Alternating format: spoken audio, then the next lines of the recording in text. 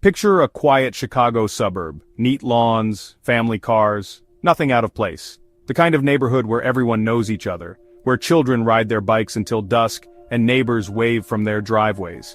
It's the American dream, wrapped in a sense of security and routine.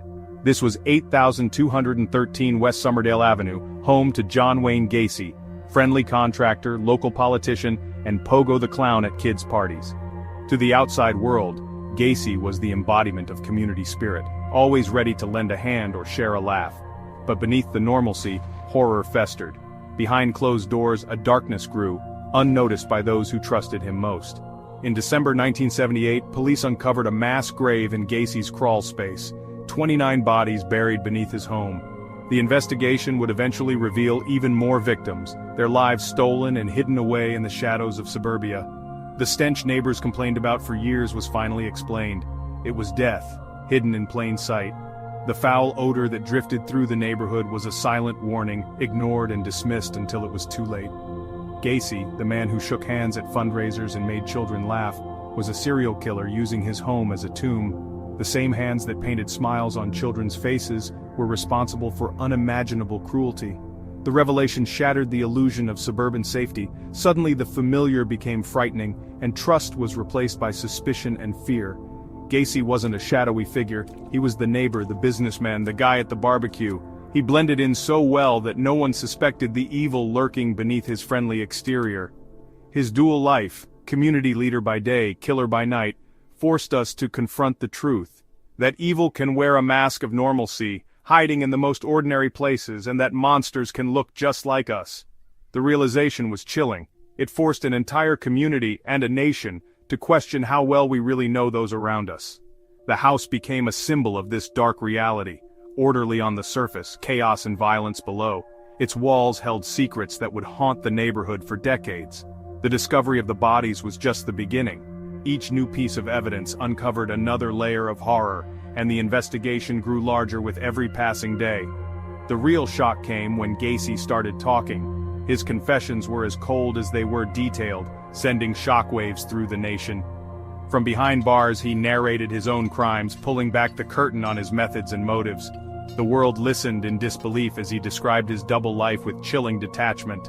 The jailhouse tapes would reveal the chilling emptiness at his core, leaving an indelible stain on criminal history. Gacy's story became a warning, a reminder that sometimes the most terrifying monsters are the ones we never see coming. After his arrest, Gacy didn't stay silent. He recorded the infamous jailhouse tapes. These weren't forced confessions. This was Gacy, in his own words, describing his crimes with chilling detachment. Listening to the tapes is unsettling. He sounds more like a disgruntled manager than a killer. He details how he lured, subdued, and murdered his victims, all in a calm, methodical tone. The tapes reveal a manipulative intelligence, a mind that planned and compartmentalized evil. For criminologists, they're a case study in psychopathy. For the public, a terrifying reminder of the nature of evil. Gacy tries to control his legacy, painting himself as misunderstood, even as he describes unspeakable violence. Ultimately, the tapes are his dark legacy, a blueprint for his terror, ensuring his crimes are studied and remembered. He created a permanent record of his monstrosity, explaining himself while exposing the cold mechanics of his evil. Gacy was a master manipulator, able to read people with uncanny precision and adapt his approach to fit any situation. He could be charming, funny, or authoritative, whatever the moment demanded. His ability to blend in, to seem trustworthy and even likable, was his greatest weapon. Exploiting vulnerability with charm and authority, he targeted those who were searching for guidance, acceptance, or simply a helping hand. Gacy instinctively knew how to make people feel seen and valued, lowering their guard. He lured victims by offering jobs at his contracting business, easy money for young men seeking work, especially those desperate for a fresh start or a little extra cash. The promise of opportunity was often all it took to draw them in. Sometimes he simply offered a ride, a drink, or a place to hang out, creating a sense of safety and camaraderie. Gacy's home became a trap disguised as a sanctuary, where laughter and trust masked his true intentions. Gacy also impersonated police, flashing fake badges and convincing victims to comply. The illusion of authority made it nearly impossible for his targets to question him, especially when fear or confusion set in. His infamous handcuff trick, presented as a magic act, left victims helpless once the cuffs snapped shut. What seemed like a harmless party trick quickly became a terrifying reality from which there was no escape. Drugs and alcohol were tools to lower resistance. Sometimes he used chloroform to render victims unconscious. Gacy's arsenal of deception was vast, and he was always ready to use whatever means necessary to gain control. Each tactic was tailored: money, friendship, authority, or carelessness, carefully chosen to fit the needs and weaknesses of each victim. No two approaches were exactly the same, but all were designed to disarm and ensnare. Gacy's system was calculated and predatory, perfected over years of practice. He studied his victims, learning what made them tick, and used that knowledge to devastating effect. He didn't need force. He made his victims come willingly, believing they were safe in his presence. That was the true horror: how easily trust could be twisted into a trap. The tapes detail this playbook, exposing how he turned trust into a weapon. Each recording is a chilling reminder of how methodical and deliberate his actions were. His methods were as chilling as his crimes, leaving behind a trail of broken lives and unanswered questions. Gacy's deception was his deadliest tool, a mask that hid a monster in plain sight. Gacy's most infamous mask was Pogo the Clown, a beloved figure at parties and parades. The clown persona became a symbol of hidden evil joy on the surface, horror beneath. But Pogo was only half the act. Gacy was also a respected businessman and political organizer, shaking hands with dignitaries and neighbors alike. This duality was his greatest deception. He gained trust, access, and legitimacy. On the tapes, Gacy describes his different selves as separate entities, switching seamlessly between them. He could attend a barbecue hours after a murder, compartmentalizing his life completely. Both personas, Pogo and the businessman, were tools to lure victims and deflect suspicion. Together they formed a perfect cover, allowing him to operate as a predator in plain sight. The man in the suit and the clown makeup were two sides of the same counterfeit coin. On the tapes, remorse is absent, a chilling void where empathy should be. Gacy discusses his crimes with cold detachment, often casting himself as the victim. He blames his victims, rationalizing their deaths and dismissing their humanity. His language is clinical, disposing of the problem, taking care of business. There's no horror, no regret for the lives he destroyed. This lack of remorse is classic psychopathy. His victims were objects, not people. Gacy is more concerned with his image than the devastation he caused. He complains about police and media, baffled by society's judgment. The only tragedy he recognizes is his own downfall. The tapes are a monument to this emptiness, a record of a man who destroyed lives without a flicker of guilt.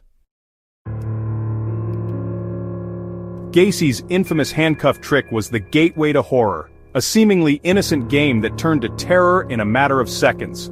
What started as a display of sleight of hand quickly became a trap, a chilling prelude to the nightmare that followed.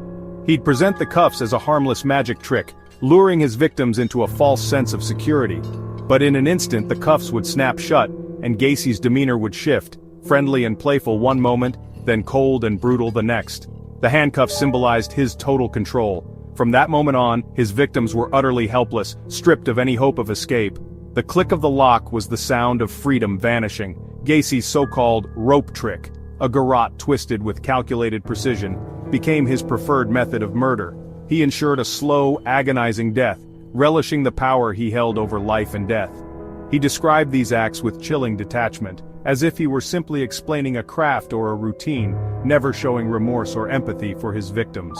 The crawl space beneath his house became a graveyard for his ritualized brutality, a hidden chamber where the evidence of his crimes accumulated undisturbed for years. On the tapes, there's a disturbing pride in his voice as he details his methods, almost boasting about the efficiency and secrecy of his system. He saw his system as perfected, a twisted solution to the problem his victims represented in his mind. Every step was calculated, rehearsed, and executed with chilling precision. The handcuff trick was the point of no return for at least 33 young men, each one lured in by false trust, only to find themselves trapped in Gacy's deadly game. It was the moment the mask dropped, revealing the true monster beneath the surface, the predator hiding behind a painted smile. Gacy's control was absolute, and always in the end, it was fatal. His victims never stood a chance once the game began. For years, Gacy's story was told by investigators and the killer himself, until survivor Jack Merrill spoke out. In 2024, Merrill revealed he'd been abducted and assaulted by Gacy in the 1970s and survived. His account matches Gacy's playbook: a ride, a drugged rag, handcuffs, and a rope and pulley device. Merrill survived by not resisting, highlighting Gacy's psychological terror. He observed Gacy's conflicted state, driven by compulsion, yet unable to stop. After the assault, Gacy bizarrely drove Merrill home, maintaining control even in release. Merrill's story gives a voice to the terror, validating the experiences of those who didn't survive. His courage adds a vital chapter, reminding us these were real people, not just headlines. Gacy was executed in 1994, but his shadow lingers. The killer clown archetype haunts horror movies, TV, and literature. Pennywise in It is Gacy's legacy. Documentaries, books, and shows revisit his crimes, reflecting our need to understand evil. Gacy's prison paintings, clowns and skulls, fuel a macabre fascination. This obsession is double-edged. It keeps lessons alive but risks turning tragedy into spectacle. The case changed law enforcement protocols and public awareness. Gacy forced us to see that monsters can be neighbors, not just nightmares. But we must remember the real tragedy. The victims, not the killer's notoriety. The story warns us to stay vigilant and never forget those lost. The tapes and survivor accounts do more than satisfy curiosity. They're vital for justice and understanding. They confirm Gacy's guilt and serve as a warning about predators hiding in plain sight. Even now, investigators use DNA to identify victims, bringing closure to families decades later. Each identification is a victory, a life reclaimed from Gacy's attempt to erase them. The tapes force us to confront uncomfortable questions about evil and empathy. Understanding Gacy's mind doesn't excuse him, but it helps us recognize warning signs. Ultimately, the story is a lesson in memory and responsibility. Remember the victims, not just the villain. Justice is keeping their stories alive and learning from tragedy to build a safer world.